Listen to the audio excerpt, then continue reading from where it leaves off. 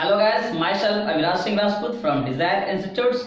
आज मैं आप सबको दो यूनिवर्सिटी, विनोबा भावे यूनिवर्सिटी और विनोद बिहारी महतो कोयलांचल यूनिवर्सिटी के बीएड का सिलेबस सेमेस्टर 1 का टॉपिक भूमंडलीकरण या वैश्वीकरण को लेकर उपस्थित हूं। मैं इस टॉपिक में आपको इसका इंट्रो, इसकी परिभाषा, इसकी अवधारणा, इसकी बुनियादी तत्व, इसके लाभ, इसके हानि और शिक्षा पर वैश्वीकरण का प्रभाव बताऊंगा। तो चलिए सबसे पहले स्टार्ट करता हूं वैश्वीकरण की पहचान, दैट मीन्स इसका इंट्रो। वैश्वीकरण या भूमंडलीकरण की प्रक्रिया ने संपूर्ण मानव जीवन में अपना एक विशेष स्थान बनाया है। इसने मानव जीवन के लगभग प्रत्येक क्षेत्र को प्रभावित किया है, चाहे वो सामाजिक हो, राजनीतिक हो, सांस्कृतिक हो, आर्थिक हो या वैज्ञानिक हो। वैश्वीकरण आर्थिक क्षेत्र से प्रारंभ हुआ और धीरे धीरे यह जीवन के सभी क्षेत्र को प्रभावित करता जा रहा है।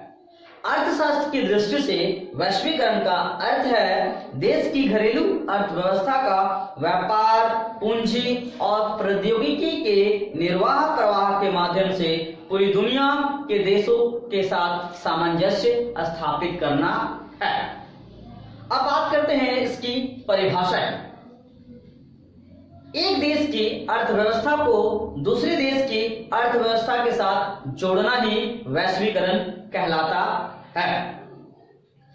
लैंचनर के अनुसार हम कह सकते हैं कि वैश्वीकरण का अर्थ वैश्विक संबंधों का विस्तार सामाजिक जीवन का विश्व स्तर पर है। अब मैं इसकी अवधारणा के बारे में डिस्कस करूंगा। वैश्वीकरण एक ऐसी प्रक्रिया है जिसमें पूरी पृथ्वी विश्वग्राम बन जाता है।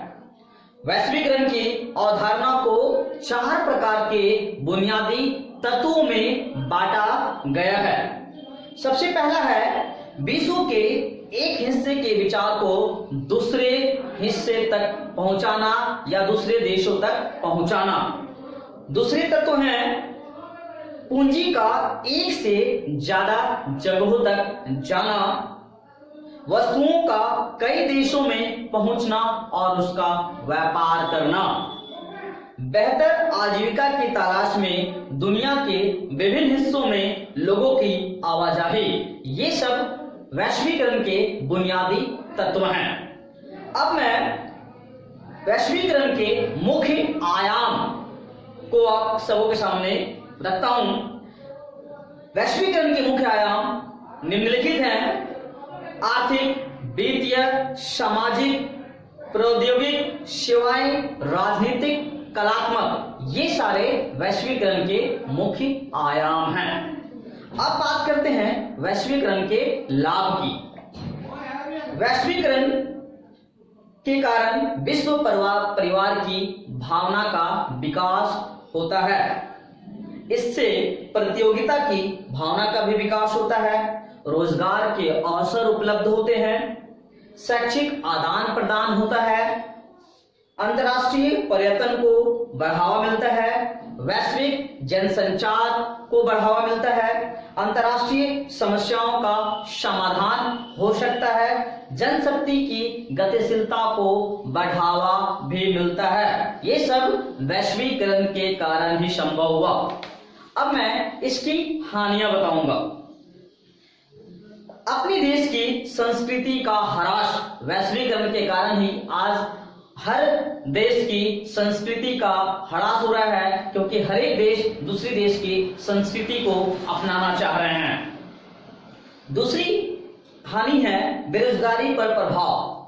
आज वैश्वीकरण के कारण ही देश में बेरोजगारी भी बढ़ रहे हैं। आज हमारा देश भारत दूसरे देश जैसे अमेरिका के द्वारा बहुत सारी मशीनों का प्रयोग किसी काम को करने में किया जा रहा है, वही मशीनों का प्रयोग आज हमारे देश में भी किया जा रहा है, जिसके कारण बहुत सारे मजदूरों बेरोजगार हो रहे हैं।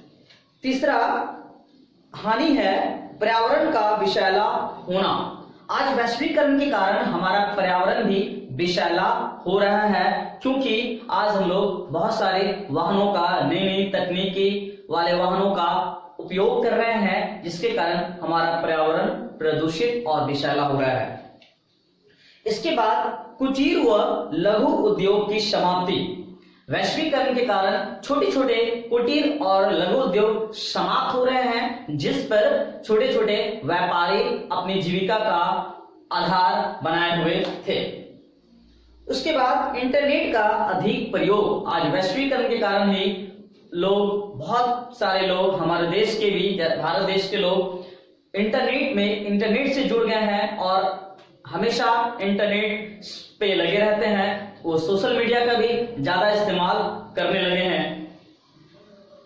शिक्षा का व्यापारीकरण। वैश्वीकरण के कारण ही शिक्षा का व्यापारीकरण भी हो रहा है। अब मैं शिक्षा पर वैश्वीकरण का प्रभाव को बताऊंगा। सबसे पहला प्रभाव है शिक्षा का व्यापारीकरण। आज वैश्वीकरण के कारण शिक्षा बाजारू बन गया है, इसके व्यापार किए जा रहे हैं। लोग अपने फायदे के लिए शिक्षा का उपयोग कर रहे हैं, काला बाजारी कर रहे हैं। एक स्कूल में एडमिशन कराने के लिए लोगों को बहुत सारे पैसे देने पड़ते हैं। शैक्षिक आदान प्रदान। वैश्वीकरण के कारण हम अपने विचार को दूसरे देश के साथ जोड़ सकते हैं, आदान प्रदान कर सकते हैं, फैला सकते हैं। शिक्षा का विस्तार। वैश्वीकरण के कारण ही हमारे देश में शिक्षा का विस्तार हुआ है। नई तकनीकों का यूज करके आज हम लोग बच्चों को शिक्षित बना रहे हैं या शिक्षा प्रदान करने में उपयोग कर रहे हैं। एक देश की शैक्षिक तकनीक को दूसरों देश के साथ जोड़ना। एक देश के शैक्षिक तकनीक, दैट मीन्स जो पढ़ाने का तरीका है, एक देश दूसरे देश के साथ जोड़ रहा है। वो क्लास सीख रहा है कि अमेरिका में कैसे बच्चों को पढ़ाया जाता है या फ्रांस में बच्चों को कैसे पढ़ाया जाता है। वही तकनीक हम लोग भी यूज करते हैं कि अपने यहाँ के, अपने देश के बच्चों को हम भी उसी प्रकार से शिक्षा दे सके। Thank you. अगर मेरा ये टॉपिक आप लोगों को अच्छा लगा हो तो प्लीज एक लाइक कर दे और इस वीडियो को ज्यादा से ज्यादा शेयर करें, ताकि बहुत सारे विद्यार्थियों को इसका लाभ प्राप्त हो सके। थैंक यू, धन्यवाद, जय हिंद।